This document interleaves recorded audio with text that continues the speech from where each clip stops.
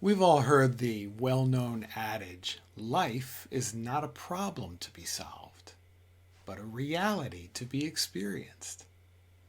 It's attributed to the 19th century Danish philosopher, the founder of existentialism, Soren Kierkegaard. Yet, humans are a funny lot. In spite of the obviousness of Kierkegaard's absolute, we shy from being with all of life and treat it daily as a nagging problem that needs to be solved, something to fix. And of course, there are myriad ways in which we try to fix it through love and hate, caution and abandon, materiality and spirituality, creating a nice sub-trade that sprang up long before Jesus, Mohammed's, and Buddha's time, and all the modern-day masters, that of spiritual teacher, guru, or spiritual counselor. Yet the paradox is, virtually all these masters would corroborate Kierkegaard and confirm not only is life not a problem to be solved, but at spirituality's absolute level, there is no one, no separate entities, only the whole life, being, or the one self, just as there are no actual drops in the ocean, just all of ocean. Life is just lifing, the whole, living itself. All separate beings and all other apparent attributes of creation, like time and space, good and bad, birth and death, are just projections without substance. A dream life appears to be having for no reason. Add to that the fact that the director, life, has apparently created every one of these illusory dream movie characters expressing its own entirely unique journey and perspective.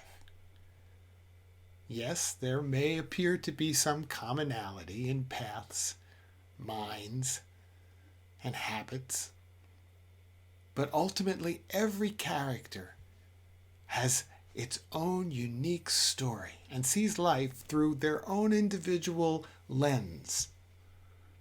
Together, these two facts pretty much render the profession of spiritual teacher as pure folly.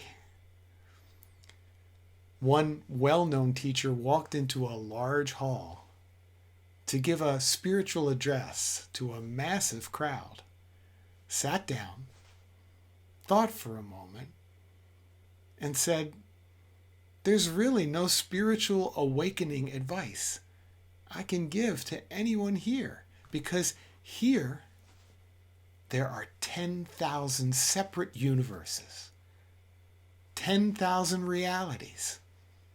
No matter what I say, or with how much clarity I deliver it, each one of you is going to receive it and digest it in your own way, draw your own meanings and conclusions, and perhaps apply it, but your own fashion, through your own unique lens and mindset.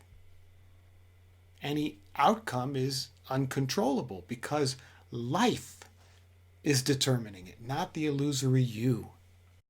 So at best, it's essentially harmless but ineffective. And at worst, an ego indulgence on the part of the so-called teacher. Life is the mystery that we can never know the answer to because we are inside it. What we can be certain of, by just simple observation, is that life appears to project all of it. The ups and the downs, the joy and the sorrow, the successes and the failures, the suffering as well as the times of ease. It's apparent that life wants to include all of it, not just the parts that would feel good to the characters in the movie. Of course, life has also chosen to include the aversion to the painful parts, the recoiling from them, and our attempts to make our life experience consistently pleasurable and pain-free. It has instilled the seeking for answers to the mystery, to dream of some kind of permanent peace and bliss, and even to yearn for immortality. Since all spiritual counseling or mentoring is ineffectual, what it boils down to is that every person will make their own journey, which will most likely look like no one else's journey. Even the most devoted disciples of the greatest spiritual teachers, the Buddhas, Vedavyasa, and Adi Shankaras of our ancient past, the Ramakrishnas and Ramana Maharshis and Nisargadatas of our recent times, even those living with and following those masters' tutelage or scripture to a T, even those, each will have their own very separate and non-universal experience, their own footsteps on their own unique path. And it will almost certainly not resemble one iota the path that the masters at whose feet they sit had. This is why being a teacher of spiritual awakening, self-realization, or an enlightenment counselor could easily be considered the most foolish of contributions or occupations, the most useless. If that teacher gets a big head and thinks they are particularly good at guiding their students, leading them to awakening, or has students who revere them and report having blissful experiences as a direct result of his or her beneficence and transmission, leading that teacher to conclude that their contribution is especially worthy, it becomes the most egotistical and arrogant of occupations. And so it is that all that remains is love.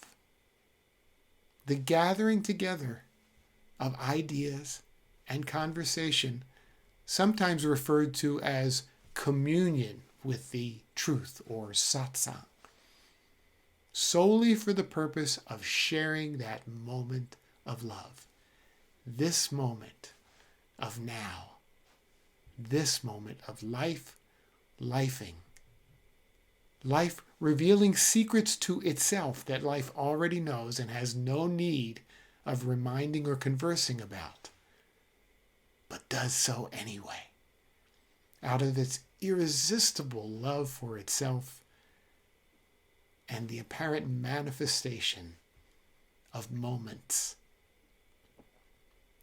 And yet, life's rich panoply seems to include teachers and students, speakers and listeners, those striving and those guiding them, those suffering and those comforting them, masters and virtuosos who practice their craft for years so that others may delight in their performances and contribution. It's the greatest expression of love there is. And so we play. We learn and share and exchange the delight of love and life. It's really just about being together. Life, telling life stories. The one speaking of things it already knows and now wants to express consciously for the sheer delight of it. So we will continue to share life's story, the learning and the unlearning, the striving and the suffering, the agony and the ecstasy. We will continue to compile and pore over scriptures, enjoy meditative stillness and loud melodious expression, continue calling each other friend, lover, novice, mentor, remembering, forgetting, remembering, falling in love over and over again with every moment. It's wonderful spending time with you. See you soon.